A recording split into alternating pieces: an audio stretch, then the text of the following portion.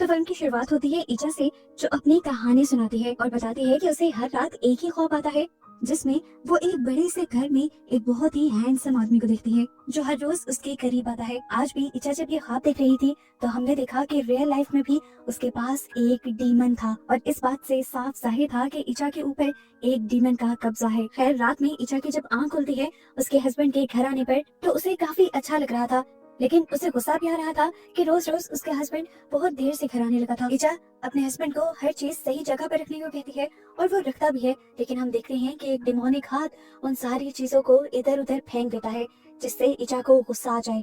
ऐसे में ईचा और उसके हस्बैंड के दरमियान में बहस हो जाती है और उसका हस्बैंड बगैर खाना खाए ही नाराज होकर यहाँ से चला जाता है। अगले दिन ईचा काम पे जाकर अपनी फ्रेंड को अपनी ये टेंशन बताती है कि उसे लगता है कि उसका हस्बैंड बदल गया है, वो पहले की तरह उसे टेंशन नहीं देता। तो उसकी दोस्त उसे समझाती है कि वो भी उसे पहले की तरह ट्रीट नहीं करती, उसके साथ पहले की तरह मीठा नहीं बोलती और उसके लिए तैयार नहीं होती। वो ईचा से कहती है कि अगर तुम चाहते हो कि तुम्हारा हस्बैंड तुम्हें अटेंशन दे तो तुम भी आज रात उसके लिए अच्छे से तैयार होना। यहाँ ईचा का हस्बैंड एरियल भी इसी चीज को लेकर परेशान था कि ईचा उससे खुश नहीं रहती। वो ये बात अपने सीनियर को भी बताता है, तो सीनियर भी उसे यही मशवरा देते हैं कि तुम जाकर ईचा से अच्छे से बात करना।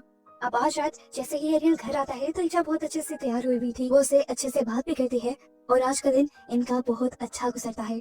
ईचा जैसा चाहती थी कि एरियल उसे प्यार करे, एरियल उसे प्यार भी करता है, लेकिन इसी दौरान हम उन दोनों के साथ उस डीमन को भी देख पाते हैं। फिर ईचा सो जाती है और ख्वाब में उसे दोबारा वही हैंडसम आदमी नजर आता है और आज वो हैंडसम आदमी गुस्से में था। वो ईचा से कहता है कि तुम मेरी कैद से बाहर नहीं जा सकती। ये सुनते ही डर कर ईचा की आंख खुल जाती है। ख्वाब में उस आदमी ने उसके पेट पे एक फूल पे रखा था। ईचा जब डर कर उठी तो उसने देखा वो फूल उसके बेड पे पड़ा हुआ था और अब यहाँ पर उसके हस्बैंड यानी एरियल नहीं था। ईचा जब नीचे गई तो एरियल ने उसके लिए ब्रेकफास्ट बनाया हुआ था। ये दोनों एक दूसरे से अपनी पुरानी गलतियों की माफी मांगकर एक नई जिंदगी की शुरुआत करने का डिसाइड करते हैं। यहाँ ईचा जब आज शाम पे आई तो उसे स्टोर रूम में वही फ्लावर दिखा जो उसके बेड पे था। वो जब इसे उठाने लगी तो किसी और हाथ ने उस फ्लावर को पहले ही उठा लिया। डरकर उसने पीछे देखा कि ख्वाब वाला हैंडसम आदमी अब उसके सामने था, जो तेजी से उसकी तरफ बढ़ रहा था। ईचा पता नहीं क्यों उससे डर रही थी और जैसे ही ईचा ने उसका रिफ्लेक्शन शीशे में देखा तो वो और भी ज्यादा डर गई, क्योंकि रिफ्लेक्शन में वो डीमन नजर आ रहा था, वो एक शैतान नजर आ रहा था। कि देखकर उसे वॉमिट हो जाती है और जब वो वॉशरूम में जाती है तो पीछे पीछे उसे देखते हुए उसकी फ्रेंड भी आ जाती है। ईचा उसे बात किए बगैर यहाँ से चली गई और उसकी फ्रेंड उसकी वॉमिट को देखकर बहुत ज्यादा परेशान हो गई, क्योंकि उस वॉमिट में खून और बहुत सारे वॉर्म्स यानी कीड़े थे।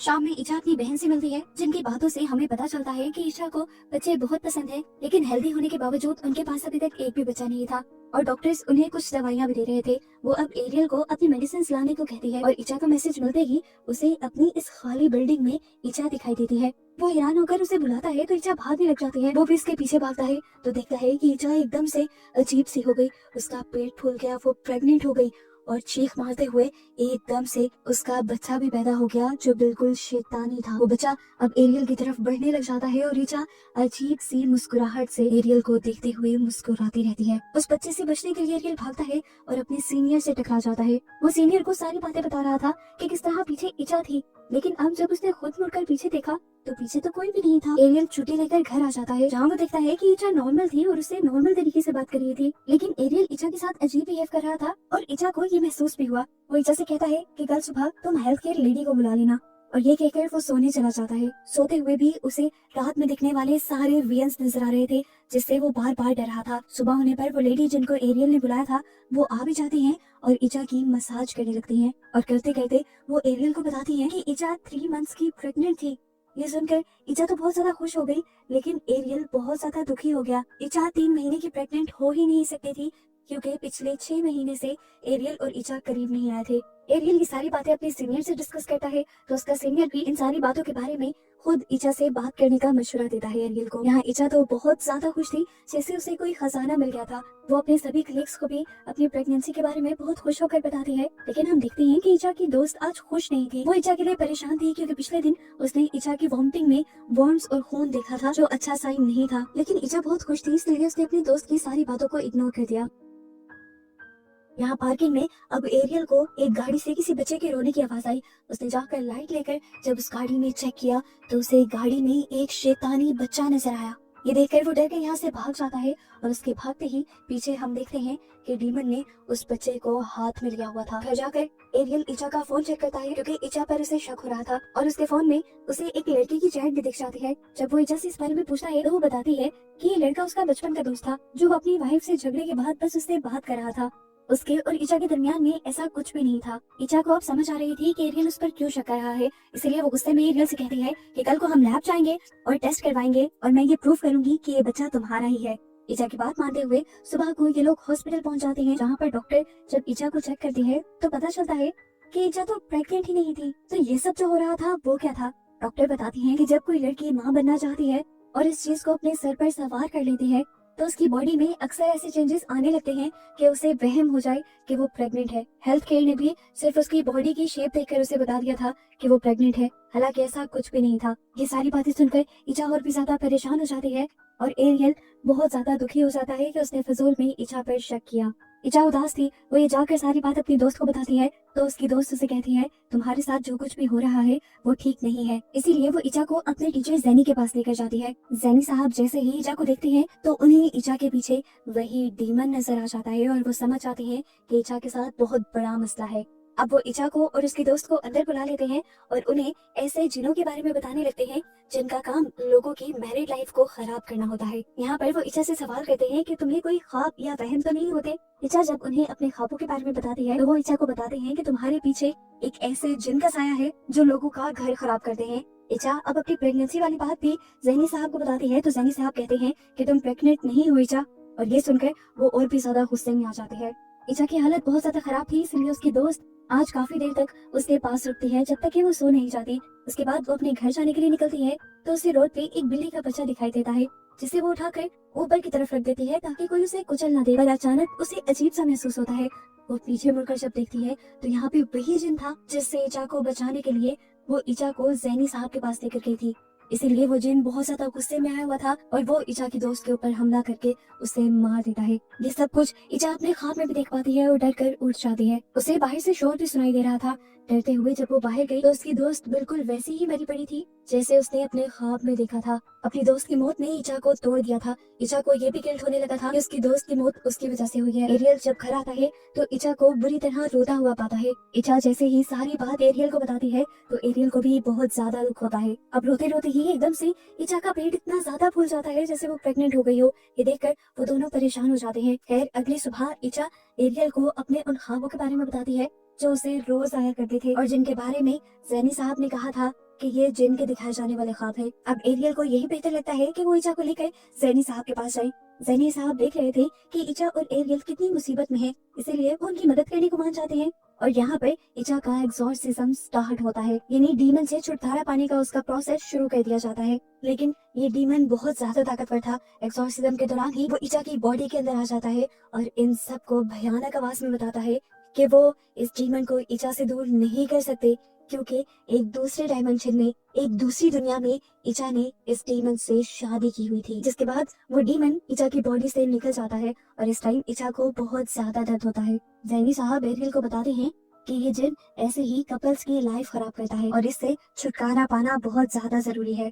जिससे छुटकारा पाने के लिए ये उन्हें कुछ वर्स बताते हैं जो इन्हें रोज पढ़नी थी। ये लोग 14 दिन तक उस वर्स को पढ़ते रहते हैं और सच में इनकी लाइफ पहले से बहुत ज्यादा नॉर्मल हो जाती है और इन वर्ड्स के पढ़ने से उसे वो ख्वाब आना भी बंद हो गए थे। लेकिन एक दिन एरियल इचा को बताता है कि उसे एक काम के सिलसिले में बाहर जाना पड़ेगा। हालांकि वो इचा को ऐसी हालत में छोड़कर जाना नहीं चाहता था, लेकिन दूसरे शहर जाने से उसे बहुत ज्यादा पैसे मिलने वाले थे जिससे उनकी फाइनेंशियल सारी प्रॉब्लम्स सॉल्व हो जाती। इचा एरियल से कहती है तुम्हें जाना चाहिए, मैं अपना ख्याल खुद रख लूंगी। अपने हस्बैंड के जाने के बाद रात में इचा वही वर्ड्स पढ़कर सो जाती है।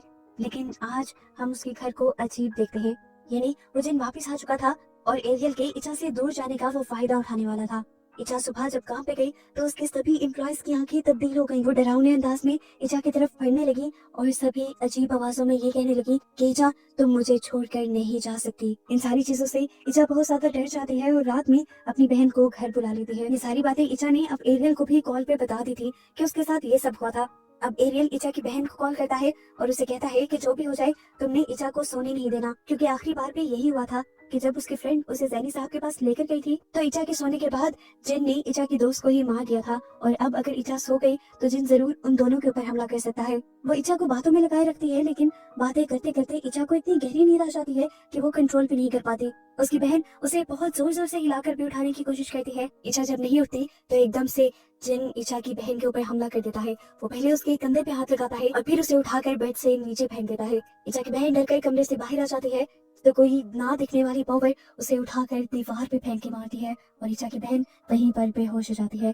यहाँ इचा की जब थोड़ी देर बाद आंख खुलती है तो अब उसका पेट दोबारा से फूल चुका था और उसे बहुत ज्यादा दर्द भी हो रहा था। ये देखकर उसे गुस्सा आने लगा और वो लड़खड़ाते हुए यहाँ से नीचे जाने लगी।